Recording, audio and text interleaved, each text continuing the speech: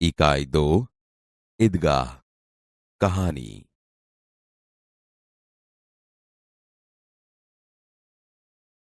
कहानी का श्रवण कीजिए।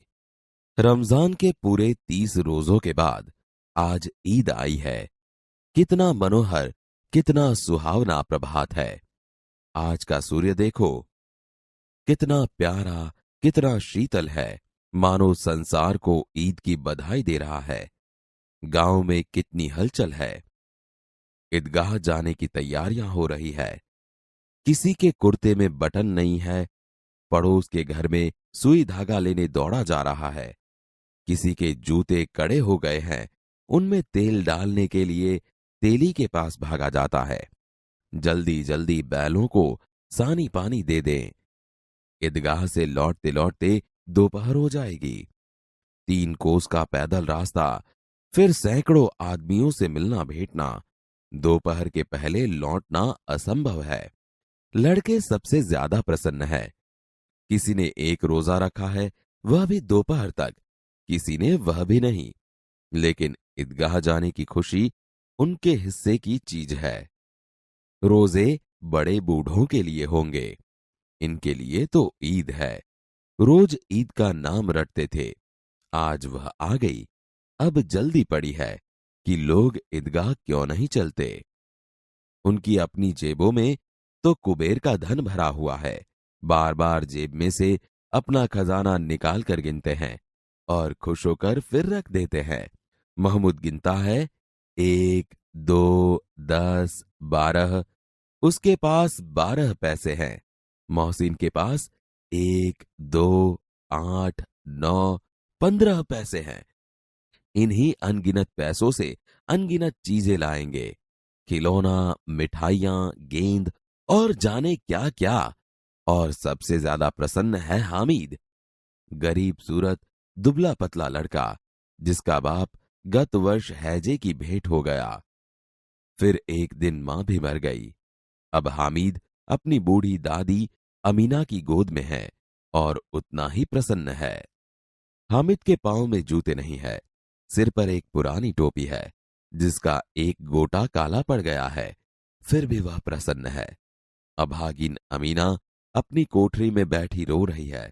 आज ईद का दिन और उसके घर में दाना नहीं। इस अंधकार और निराशा में वह डूबी जा रही है। किसने बुलाया था इस निगोड़ी ईद को? अमीना का दिल कचोट रहा है। गांव में बच्चे अपने अपने बाप के साथ जा रहे हैं। हामिद का बाप अमीना के सिवाय और कौन है? उसे कैसे अकेले जाने दे? उस भीड़ भाड़ में बच्चा कहीं खो गया तो क्या होगा? नहीं, अमीना उसे यों न जाने देगी। नन्ही सी जान 3 कोस चलेगा कैसे? पैरों में छाले पड़ जाएंगे, जूते भी तो नहीं है। कुल 2 आने पैसे बच रहे हैं। 3 पैसे हामिद की जेब में, 5 अमीना की बटुए में। यही तो बिसात है और ईद का त्योहार। अल्लाह ही बेड़ा पार लगाए। हामिद भीतर जाकर दादी से कहता है, तुम डरना नहीं अम्मा, मैं सबसे पहले आऊंगा। गांव से मेला चला और बच्चों के साथ हामिद भी जा रहा था। कभी दौड़कर आगे निकल जाता, फिर किसी पेड़ के नीचे खड़े होकर साथ वालों का इंतजार करता। हामिद के पैरों में तो जैसे पर लग गए हैं। वह कभी थक सकता था? बड़ी बड़ी इमारतें आने लगी। यह अदालत है, यह कॉलेज है, यह कलाघर है। आगे चले। हलवाइयों की दुकानें शुरू हुई।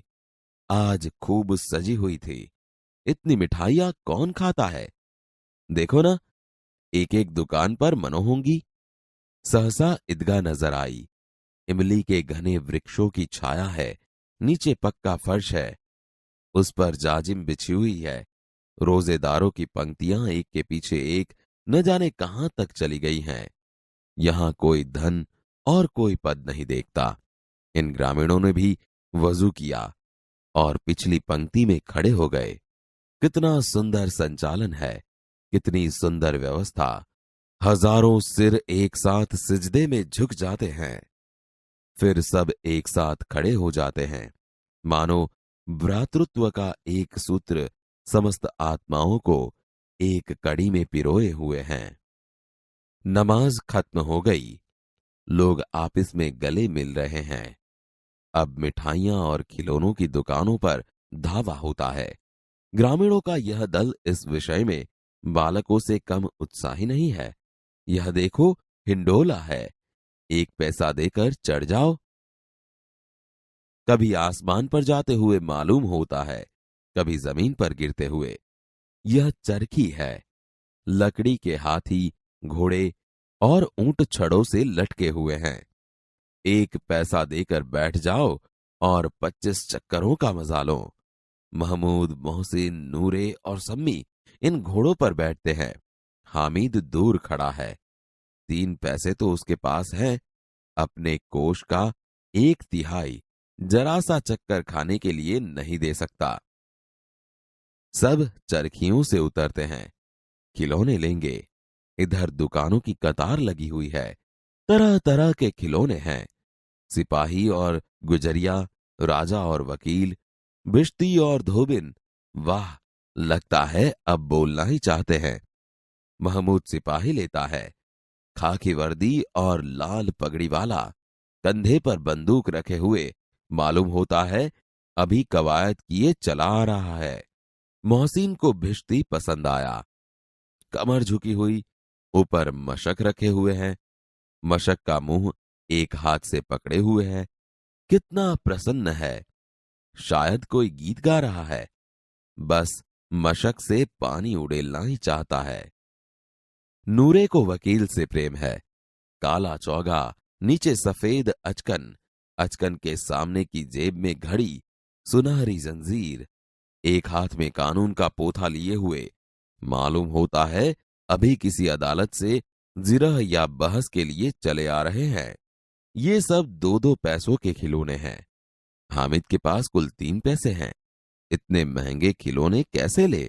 खिलौना कहीं हाथ से छूट पड़े तो चूर चूर हो जाए, जरा पानी पड़े तो सारा रंग धुल जाए। ऐसे खिलौने किस काम के? उन्हें लेकर वह क्या करेगा? खिलौनों के बाद मिठाइयां आती है।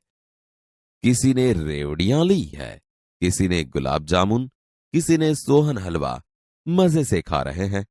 हामिद बिरादरी से पृथक है।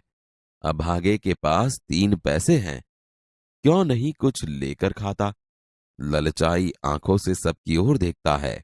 मिठाइयों के बाद कुछ दुकानें लोहे की चीजों की हैं, कुछ गिलट और कुछ नकली गहनों की। लड़कों के लिए यहां कोई आकर्षण नहीं है। वे सब आगे बढ़ जाते हैं। हामिद लोहे की दुकान पर रुक जाता है। कई चिमटे रखे हुए हैं। उसे ख्याल आया, दादी के पास चिमटा नहीं है। तवे से रोटियां उतारती है तो हाथ जल जाते हैं। अगर वह चिमटा ले जाकर दादी को दे तो कितनी प्रसन्न होंगी। फिर उनकी उंगलियां कभी न जलेंगी। घर में एक काम की चीज हो जाएगी। खिलौने से क्या फायदा? व्यर्थ में पैसे खराब होते हैं। जरा देर ही तो खुशी होती है। फिर तो खिलौनों की ओर कोई आंख उठाकर नहीं देखता, या फिर घर पहुंचते पहुंचते टूट फूट कर बर्बाद हो जाएंगे। चिमटा कितने काम की चीज है। रोटियां तवे से उतार लो, चूल्हे में सेंक लो। कोई आग मांगने आए तो चटपट चूल्हे से आग निकालकर उसे दे दो। अम्मा बेचारी को कहाँ फुर्सत है कि बाजार जाएं, और इतने पैसे ही कहाँ मिलते हैं। रोज हाथ जला लेती है। हामिद के साथी आगे बढ़ गए हैं। सबील पर सब शरबत पी रहे हैं। देखो, सब कितने लालची हैं। इतनी मिठाइयां ली, मुझे किसी ने एक भी न दी। उस पर कहते हैं, मेरे साथ चलो, मेरा यह काम करो, मेरा वह काम करो। अब अगर किसी ने कोई काम करने को कहा तो पूछूंगा, खाएं मिठाइयां? आपका मुंह सड़ेगा, फोड़े फूसियां निकलेंगी, आप ही जबान चटोरी हो जाएगी। तब घर से पैसा चुराएंगे और मार खाएंगे। अम्मा चिमटा देखकर मेरे हाथ से लेंगी और कहेंगी, मेरा बच्चा अम्मा के लिए चिमटा लाया है, कितना अच्छा लड़का है। इन लोगों के खिलौनों पर कौन इन्हें दुआएं देगा? बड़ों की दुआएं सीधे अल्लाह के दरबार में पहुंचती है और तुरंत सुनी जाती है। मेरे पास पैसे नहीं हैं तो क्या, मैं गरीब सही, किसी को कुछ मांगने तो नहीं जाता। उसने दुकानदार से पूछा, यह चिमटा कितने का है? 6 पैसे लगेंगे। हामिद का दिल बैठ गया। फिर भी बोला, ठीक ठीक बताओ। ठीक ठीक, 5 पैसे लगेंगे। लेना है तो लो, नहीं तो चलते बनो। हामिद ने कलेजा मजबूत करके कहा, 3 पैसे लोगे? और वह आगे बढ़ गया ताकि दुकानदार की घुड़कियां न सुने। लेकिन दुकानदार ने घुड़कियां नहीं दी, बुलाकर चिमटा दे दिया। हामिद ने उसे इस तरह कंधे पर रखा मानो बंदूक है। फिर शान से अकड़ता हुआ संगियों के पास गया। मोहसिन ने हंसकर कहा, यह चिमटा क्यों लाया बुद्धू? इसका क्या करेगा? हामिद ने चिमटे को जमीन पर पटक कर कहा, जरा अपना भिस्ती तो जमीन पर गिराओ, सारी पसलियां चूर चूर हो जाएं बच्चों की। महमूद बोला, तो यह चिमटा कोई खिलौना है? हामिद, खिलौना क्यों नहीं है? अभी कंधे पर रखा बंदूक हो गई, हाथ में ले लिया फकीरों का चिमटा हो गया। चाहूं तो इससे मंजीरे का काम ले सकता हूं। एक चिमटा जमा दूं तो तुम लोगों के सारे खिलौनों की जान निकल जाए। तुम्हारे खिलौने कितना ही जोर लगाएं, मेरे चिमटे का बाल भी बांका नहीं कर सकते। बहादुर शेर है मेरा चिमटा। सम्मी ने खंजरी ली थी, प्रभावित होकर बोला, मेरी खंजरी से बदलोगे? 2 आने की है। हामिद ने खंजरी की और उपेक्षा से देखा, बोला, मेरा चिमटा चाहे तो तुम्हारी खंजरी का पेट फाड़ डाले, बस एक चमड़े की झिल्ली लगा दी। ढब ढब बोलने लगी, जरा सा पानी लग जाए तो खत्म हो जाए। मेरा बहादुर चिमटा आग में, आंधी में, तूफान में बराबर डटा रहेगा। चिमटे ने सभी को मोहित कर लिया, लेकिन अब पैसे किसके पास धरे हैं? फिर मेले से बहुत दूर निकल आए हैं। धूप तेज हो रही है, घर पहुंचने की जल्दी है। बड़ों से जिद करे तो भी चिमटा नहीं मिल सकता। हामिद है बड़ा चालाक, इसलिए उसने अपने पैसे बचा रखे थे। औरों ने 3-3, 4-4 आने पैसे खर्च किए, पर कोई काम की चीज न ले सके। हामिद ने 3 पैसों में रंग जमा लिया। सच ही तो है, खिलौनों का क्या भरोसा, टूट फूट जाएंगे। हामिद का चिमटा बना रहेगा बरसों। मोहसिन ने कहा, जरा अपना चिमटा दो, हम भी देखें। तुम हमारा भिश्ती लेकर देखो। महमूद और नूरे ने भी अपने अपने खिलौने पेश किए। हामिद को इन शर्तों को मानने में कोई आपत्ति न थी। चिमटा बारी बारी से सबके हाथ में गया और उनके खिलौने बारी बारी से हामिद के हाथ में आए। कितने खूबसूरत खिलौने थे। रास्ते में महमूद को भूख लगी। उसके बाप ने केले खाने को दिए। महमूद ने केवल हामिद को अपना साथी बनाया। उसके अन्य मित्र मुंह ताकते रह गए। यह उस चिमटे का प्रभाव था। 11 बजे सारे गांव में हलचल मच गई। मेले वाले लौट आए। मोहसिन की छोटी बहन ने दौड़कर भिश्ती उसके हाथ से छीन लिया और मारे खुशी के उछली तो मियां भिश्ती नीचे आ रहे और सुरलोक सिधारे। मियां नूरे के वकील का अंत इससे भी ज्यादा गौरवमय हुआ। वकील जमीन पर या ताक पर बैठ नहीं सकते। उनकी मर्यादा का विचार तो करना ही होगा। दीवार में 2 खूंटियां गाड़ी गई। उन पर लकड़ी का एक पटरा रखा गया। पटरे पर कागज का एक कालीन बिछाया गया। वकील साहब राजा भोज की भांति सिंहासन पर विराजे। नूरे ने उन्हें पंखा झलना शुरू किया। अदालतों में खस की टट्टियां और बिजली के पंखे होते हैं, क्या यहां मामूली पंखा भी न हो? बांस का पंखा आया और नूरे हवा करने लगा। मालूम नहीं पंखे की हवा से या पंखे की चोट से वकील साहब स्वर्गलोक से मृत्युलोक में आ रहे और उनका माटी का चोला माटी में मिल गया। फिर बड़े जोर शोर से मातम हुआ और वकील साहब की अस्थियां धूरे पर डाल दी गई। अब मियां हामिद का हाल सुनिए। अमीना उसकी आवाज सुनते ही दौड़ी। और उसको गोद में उठाकर प्यार करने लगी। सहसा उसके हाथ में चिमटा देखकर वह चौंकी। बोली, यह चिमटा कहां से लाया? मैंने मोल लिया है। कई पैसे में? 3 पैसे दिए।